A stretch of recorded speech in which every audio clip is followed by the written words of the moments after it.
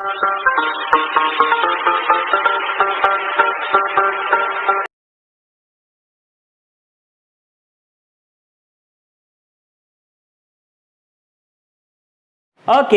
Hello दोस्तों, मैं Nitin sir आप लोगों के लिए ग्वालियर से एक और नई वीडियो लेके आया हूँ। किसका वीडियो लेके आया हूँ? ये वीडियो है कॉमर्स का। कॉमर्स में भी किसका? सेकंड चैप्टर का।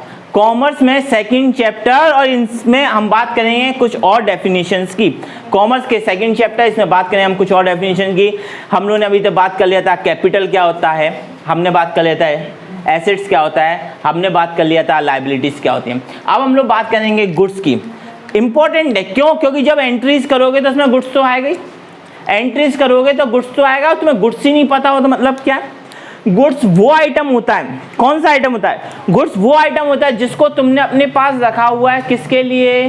परचेस के लिए और सेल के लिए। किसके लिए रखा है? परचेस के लिए और सेल के लिए। They are the physical item of trade. Trade यानी व्यापार, बेचने के। They are the physical item of trade that are the purchase for the purpose of sale. इसको किस पर्पस के लिए रखा जाता है? इसको रखा जाता है पर्पस ऑफ सेल के लिए। ऐसा आइटम जिसको तुमने रख लिया है, खरीदा है, बेचा है, पर किसके लिए? पर्पस ऑफ सेल के लिए रखा है, वो गुड्स हो गया। सेकंड पॉइंट है स्टॉक। स्टॉक तो सुना हुआ है ना? ओके, स्टॉक आप लोगों ने सुना हुआ है, तो स्टॉक की कहानी समझ लेते हैं। स्टॉक में क्या कहानी है? Stock it is a tangible asset. Tangible समझाया था। टेंजिबल यानी कि जिनको आप छू सकते हैं, यानी it is a tangible asset, यानी जिसको आप छू सकते हैं। It is a tangible asset hold by and enterprises. जो भी व्यापारी है उसने कोई ऐसा छूने लायक वाला जो आइटम है उसको अपने पास संग्रह करके रखा हुआ है। किस पर्पस के लिए? For the purpose of sale. हमने दुकान के अंदर जो माल भर लिया है बेचने के लिए, उसको बोलते हैं स्टॉक। हमने जो माल भरा हुआ है दुकान में बेचने के लिए, उसको क्या बोलते हैं? स्टॉक।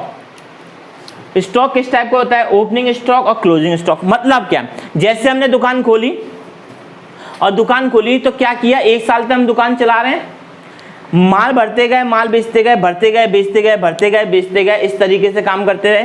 तो भरते गए, बेचते गए, हमने इस तरीके से दुकान चलाते रहे। तो जितना भी स्टार्टिंग में जो था, जब आप स्टार्ट किया था बिजनेस, अकाउंटिंग ईयर का जो करंट जो चल रहा है, जब उसके स्टार्टिंग में आपने जो स्टॉक भरा हुआ है, जो स्टॉक आपने स्टार्टिंग में भरा हुआ है वो आपका क्या हो गया? ओपनिंग स्टॉक हो गया। जो स्टॉक आपने स्टार्टिंग में भरा है वो आपके लिए क्या हो गया? ओपनिंग स्टॉक हो गया। अब इसके आगे क्या है? जैसे आपका ओपनिंग स्टॉक कभी ना कभी ईयर एंड होगा, आपके ओपनिंग स्टॉक में क्या होगा? कभी ना कभी ईयर एंड होगा। जैसे ही आपका ईयर एंड होगा तो थोड़ा बहुत जो माल बचा होगा वो क्या होगा? अगले ईयर के लिए भी वो फॉरवर्ड होगा। तो जो माल एंड में बच जाएगा उससे बोलते हैं closing stock. Opening stock starting में कितना माल था और सारा काम करने के बाद साल भर में क्लोजिंग स्टॉक में कितना माल बचा हुआ है उसे बोलते हैं क्लोजिंग स्टॉक। ये क्लोजिंग स्टॉक ही अगले दिन जो नया ईयर आएगा उसके लिए फिर से क्या हो जाएगा? ओपनिंग स्टॉक हो जाएगा। क्योंकि जो दुकान में माल रखा है 31 मार्च तक, 1 अप्रैल से आपका नया करंट ईयर चालू होता है, तो उसके लिए जो 31 मार्च तक जो माल आपने रखा हुआ है दुकान के अंदर, वो अगली साल क्या होगा? उसी माल को तो कंटिन्यू पहुंचाओगे। तो नई बुक में क्या लिख दोगे कि इतना इतना माल मेरे पास डला हुआ है और इसको हम लोग आगे लिए बेचेंगे। भैया स्टॉक कितने टाइप के होते हैं? स्टॉक होते हैं 3 टाइप के स्टॉक किए जाते हैं। एक है स्टॉक ऑफ गुड्स, यानी कि क्या होता है? सामान को रखना, उसको बोलते हैं goods. Stock of raw material, इसमें क्या करते हैं कि रॉ मटेरियल रखा जाता है। और WIP वर्क इन प्रोग्रेस, मतलब क्या होता है इन तीनों चीजों का? Stock of goods, stock of raw material, stock work in progress. इसको मैं इस तरीके से समझा सकता हूँ। सपोज कीजिए कि आप क्या करते हैं, आपका है एसी का काम, तो एसी के काम में क्या है? Stock of goods, stock of raw material और WIP।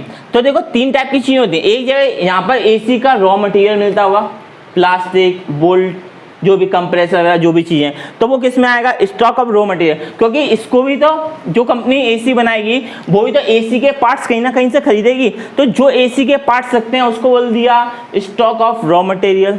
इसको आप एसी से समझ सकते हैं या कोई भी इंस्ट्रूमेंट से समझ सकते हैं, या आप कंप्यूटर लेने आए तो कंप्यूटर भी अलग अलग पार्ट अलग अलग दुकानों में मिलेंगे, तो कहीं ना कहीं कंप्यूटर का रॉ मटेरियल मिलेगा। अब ये रॉ मटेरियल असेंबल होगा, कहाँ होगा? वर्क इन प्रोग्रेस, यानी कि यहाँ पर ये रॉ मटेरियल ला के असेंबल करेंगे। जब ये रॉ मटेरियल असेंबल करेंगे फिर जाके कहीं ना कहीं कोई दुकान वाला उस रॉ मटेरियल को लेगा, रॉ मटेरियल को लेके उसको क्या करेगा? स्टॉक में रखेगा। स्टॉक ऑफ गुड्स हो गया। बात समझ में आती है? अब बात करें रिसिप्ट की। रिसिप्ट सिंपल सी बात है, अगर आप किसी चीज को रिसीव करते हैं, सेलिंग एसेट्स, सेलिंग एसेट्स में अगर आपको किसी भी चीज के अमाउंट रिसीव्ड हुआ है या फिर कोई सेलिंग एसेट्स रिसीव्ड हुआ है तो उनको हम रिसिप्ट के अंदर लिखते हैं, जिसमें आता है गुड्स एंड सर्विसेज। अगर हमने किसी की रिसिप्ट की है तो उसको इस तरीके से लिखेंगे। आगे बात करते हैं, रिसिप्ट होती हैं दो टाइप की, पहला होता है रेवेन्यू रिसिप्ट और दूसरा होता है कैपिटल रिसिप्ट। रेवेन्यू रिसिप्ट को कैसे समझ सकते हैं? रेवेन्यू रिसिप्ट का मतलब होता है नॉर्मल कोर्स ऑफ बिजनेस, मतलब जैसे कि मैंने अपना बिजनेस स्टार्ट कर रखा है, रेवेन्यू रिसिप्ट में कौन सी चीज़ें आएंगी? अगर मैंने अपना बिजनेस स्टार्ट कर रखा है और रेवेन्यू रिसिप्ट में कौन सी चीज़ें आएंगी? रेवेन्यू रिसिप्ट यानी कि मैंने रोज कोई प्रोडक्ट लेके आ रहा हूँ, उसको बेचता हूँ और उससे रेवेन्यू कमाता हूँ। रोज प्रोडक्ट लेके आता हूँ, रोज प्रोडक्ट लेके आता हूँ, उसको बेचता हूँ और उससे क्या करता हूँ? पैसा कमाता हूँ। जैसे कि मैंने रोज का मेरा काम है चेयर का, यानी रोज में चेयर मतलब खरीदते हैं, हमारे पास माल आ रहा है और माल को रोज बेच रहे हैं, तो चेयर बेचने से क्या हो रहा है? मेरे को प्रॉफिट हो रहा है, रेवेन्यू रिसिप्ट हो रहा है। ठीक है। और कैपिटल रिसिप्ट का मतलब क्या है? जैसे कि मेरी दुकान है किसी और चीज़ की, पर यहाँ पर मैं अपने लिए 1500 रुपये की चेयर लेके आया। अब 1500 रुपये की चेयर जो लेके आया वो किस में है? कैपिटल में। मैंने अपनी पूंजी में ही बिजनेस स्टार्ट करने के लिए, ऑफिस सेटअप करने के लिए चेयर में जो इन्वेस्टमेंट किया है वो 1500 रुपये का इन्वेस्टमेंट है, मैं चेयर लेके आऊँ। पर जब मेरी चेयर टूटेगी कब? 1 साल, 1.5 साल, 6 महीने, कभी टूटेगी। ऐसा तो नहीं है कि तो जब वो चेयर टूटेगी तो मैं क्या करूँगा? उसको कबाड़ी वाले को बेच दूंगा और उससे भी पैसा मिलेगा। यानी जब मैं कबाड़ी वाले को बेच कर जो पैसा मिलेगा वो काय में आएगा? कैपिटल रेवेन्यू में। नॉर्मल रेवेन्यू में क्या है कि रोज चेयर बेच रहे हैं। अब ऐसा तो नहीं है कि मैं रोज ऑफिस के लिए चेयर लाऊं और रोज चेयर को बेच दूं, रोज चेयर तोड़ूं, सुबह चेयर लेके आ रहा हूँ, शाम तक चेयर को तोड़ दिया और बेच दिया और बोल दिया कि रेवेन्यू है। नहीं, अगर ऑफिस के लिए चेयर ला रही हो तो वो आपकी पूंजी में आ रहा है, आपका बिजनेस चलाने की पूंजी में आ रहा है। अब बिजनेस चलाने की पूंजी में आ रहा है तो ये against the transaction which are not in a natural, यानी ये आपके नेचर में नहीं है। क्या इसका रोज रोज तो काम नहीं करते? अब ऐसा आपने पंखा लगाया या आपने अपने ऑफिस के लिए एक एसी लगाई, एसी खराब हो गई, उसको रीसेल कर दिया, तो आपका ये पर्टिकुलर बिजनेस तो नहीं है ना कि एसी लाओ और रीसेल करते रहो, लाओ और रीसेल करते रहो, ये बिजनेस तो नहीं है। आपका बिजनेस क्या है? आपका बिजनेस ये है कि कैसे भी करके जो आप रोज रोज बेचते हो वो रेवेन्यू रिसिप्ट में है, और जो सालों में कभी आपके पास टूट फूट हो गई या सालों में रद्दी आपके पास हो गई, उसको आपने बेच दिया जिससे आपने पैसा कमाया, वो आपका क्या हो गया? कैपिटल रेवेन्यू, कैपिटल रिसिप्ट हो गया। बात समझ में आती है वाली बात? चलिए बढ़िया। 2 3 ओके।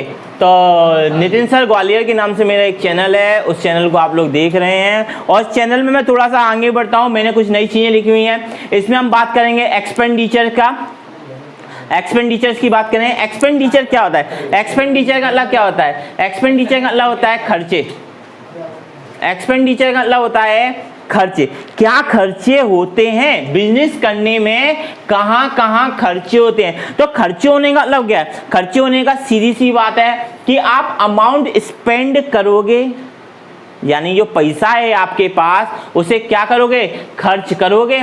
या फिर किसी ना किसी से आपने बिजनेस स्टार्ट करने के लिए, यानी कि फिर आप क्या करोगे? किसी ना किसी से आपने बिजनेस स्टार्ट करने के लिए पैसा ले रखा होगा, तो या वो आपकी लायबिलिटीज है, वो आपकी लायबिलिटीज है, तो आप उस लायबिलिटीज को क्या करोगे? वापस दोगे। तो उसको भी देने में क्या होगा? आपका एक्सपेंडिचर होगा। यानी कि दो जगह आपके खर्चे होते हैं। आप नॉर्मल लाइफ को चलाने के लिए खर्चे हो सकते हैं, दूसरी बिजनेस सेट करने के लिए खर्चे हो सकते हैं, आए दिन के खर्चे हो सकते हैं। इसके अलावा आपने जो पैसा उधार लिया है, जो लायबिलिटीज है, उसको भी आप पूरा करने के लिए एक्सपेंडिचर्स आपका होता है। अब एक्सपेंडिचर के टाइप है वो 3 टाइप के हैं, capital expenditure, revenue expenditure, deferred revenue expenditure. मतलब सर कैपिटल बच्चा जानता है कैपिटल का मतलब। कैपिटल मतलब जो पूंजी जो आपने बिजनेस में लगाई है वो मनी हो सकती है और मनी वर्थ हो सकती है।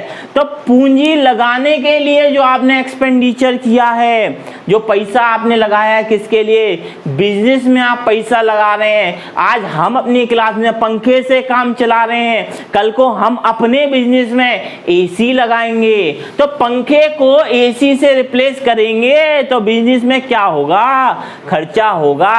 सामान तो नहीं बेच रहा मैं, सामान नहीं बेच रहा, पर अपनी क्लासेस को और इफेक्टिव बनाने के लिए अपने कैपिटल में खर्चा कर रहा हूं। तो कैपिटल में खर्चा करना एक्सपेंडिचर हो गया। बात समझ में आती है? Second point, revenue expenditure. Revenue expenditure की क्या कहानी है? रेवेन्यू एक्सपेंडिचर की ये कहानी है ऐसी चीज़ें जिनको मेरे को रोज़मर्रा में मुझे ज़रूरत पड़ रही है, ऐसी चीज़ें जिनकी मुझे रोज़मर्रा। तो हम लोग क्या कर रहे थे, हम लोग बात कर रहे थे रेवेन्यू एक्सपेंडिचर की। तो रेवेन्यू एक्सपेंडिचर होता क्या है? देखो भैया, मैंने कोचिंग खोली, पंखे को एसी से रिप्लेस किया तो कैपिटल एक्सपेंडिचर। बच्चा समझ रहा है कैपिटल एक्सपेंडिचर, पर भैया रेवेन्यू एक्सपेंडिचर क्या है? मेरा रेवेन्यू क्या है? मुझ जैसे गरीब इंसान का रेवेन्यू क्या है? तुमसे आने वाली फीस ही तो मेरा रेवेन्यू है। जो मैं आपको टेंजिबल एसेट्स दे रहा हूँ, टेंजिबल है क्या? नहीं है। नॉन टेंजिबल है, इनटेंजिबल है। मेरी जो गाथाएं मैं तुमको सुनाते रहता हूँ उनको आप छू तो नहीं सकते, यानी ये गाथाएं जो मैं आपको सुना रहा हूँ मेरा इंटेंजिबल है। तो इनटेंजिबल में मेरा क्या है? रेवेन्यू। अब मेरे को रेवेन्यू आ रहा है, रेवेन्यू कहाँ से आ रहा है? आपसे आ रहा है। पर आपसे रेवेन्यू आने के लिए मैंने और क्या इंतजाम किए हैं वो देखिए। रेवेन्यू एक्सपेंडिचर, भैया आपके रेवेन्यू, आपसे पैसा मिल रहा है तो भी मेरा खर्चा हो रहा है, ऐसा कैसे? यानी बिजनेस में ऐसा खर्चा कैसे हो जाता है कि रेवेन्यू में भी खर्चा हो रहा है? रेवेन्यू का खर्चा का मतलब क्या है? जब आप मेरी क्लास के अंदर इस गेट को